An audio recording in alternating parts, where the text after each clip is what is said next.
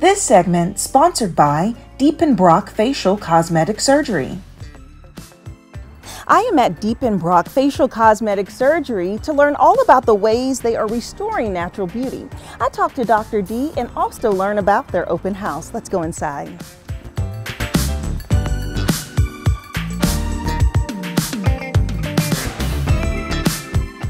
Joining me now is a partner with OMSA and the director of Diepenbrock Facial Cosmetic Surgery, Dr. D. Hi. Hi, how are you? Thanks for having me. How are you doing? Fantastic. Awesome. Yes, it's great to be here and to really learn about your practice. So OMSA has been here in this community for quite a while, and you have introduced your practice. So can you tell us more? Absolutely.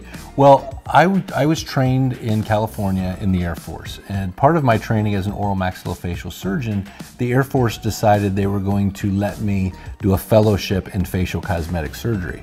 So after I finished that fellowship training in Utah, I went back to Travis Air Force Base and developed my cosmetic surgery practice, both within the Air Force and a side cosmetic surgery practice that I developed.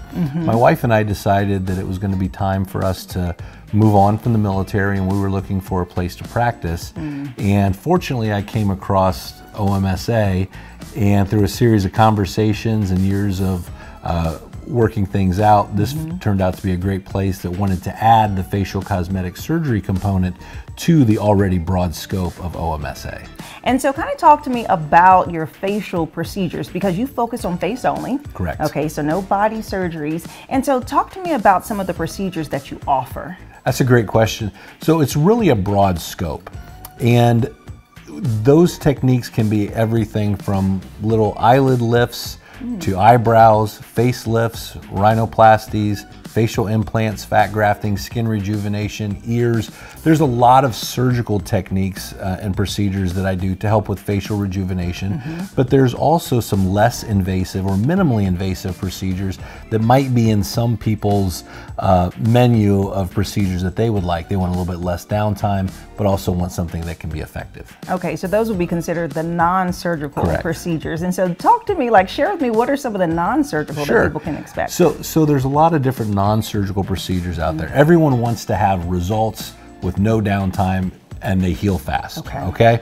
Some of these things work very well, some don't. So what I do in my practice is I do a lot of research and look and see what is proven to work and bring those in. So one of the big things that we offer here is a procedure called FaceTite and Morpheus 8. And what that does is that takes radio frequency technology and we use that to help dissolve fat and tighten skin simultaneously.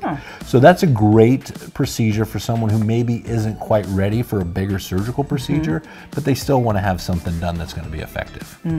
Okay, and through your research, I'm sure that you come across all types of technology. Yes. And the fun part probably is getting to be innovative and getting to introduce new things. So share with me some of the new technology that may be out right now. Absolutely. I think the use of radio frequency, like we previously mentioned with the FaceTite and the Morpheus 8, has been a really big step forward in minimally invasive procedures. The new technology with some of the facial fillers now, they're lasting longer, they're providing more volume. Those have been fantastic. And I think one thing as a surgeon, it's always important that I continuously improve upon my own skills. One thing that has really changed my practice in the last probably 3 to 4 years has been incorporation of deep plane face and neck lifts. That's giving our patients a lot more long-lasting, real life, realistic, natural results. That's something that really is more of an advanced surgical technique, and I've been fortunate enough to spend a lot of time with some great mentors in different parts of the country to really pick up those techniques. That's really cool. Yes, and you mentioned serving in the Army? Air Force. Air Force. So first off, thank you for your service. And I think that it's fascinating, your worldly experience and being able to bring it and offer these unique procedures to your clients. But my question is, what is your passion? How did you become passionate about the facial cosmetic field and really helping people with their reconstruction? Absolutely. I was fortunate enough to have great mentors. I mean, we all have people that we've looked upon who've inspired us. I was very fortunate to have some great leaders, both in the military and in the private practice side.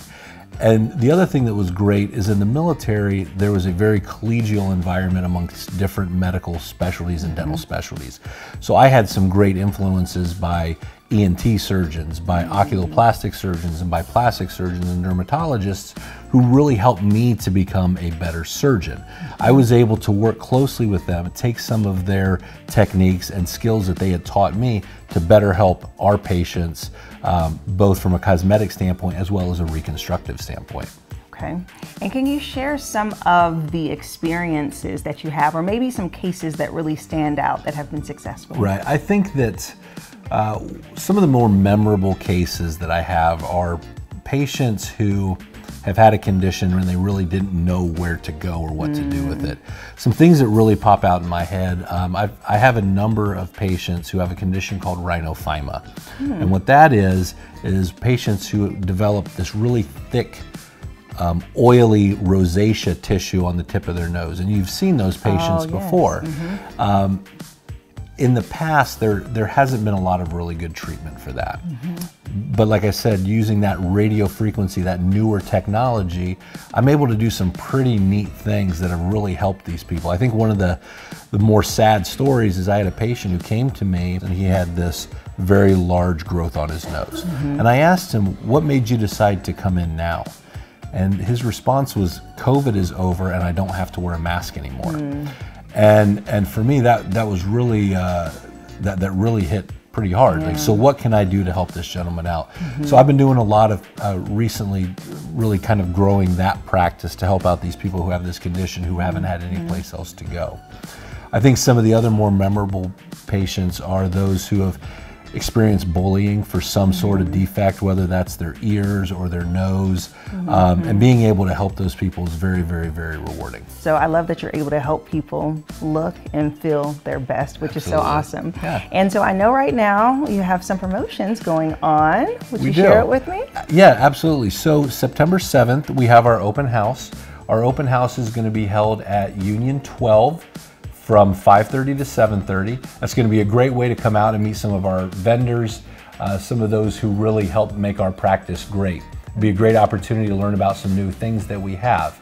Additionally, we have some specials for anyone who mentions that they saw this video. They can come into our office and they're going to receive 15% off any non-surgical treatment. Okay, wonderful. Thank you so much, Dr. D, for chatting with me. I really appreciate it. Thank you.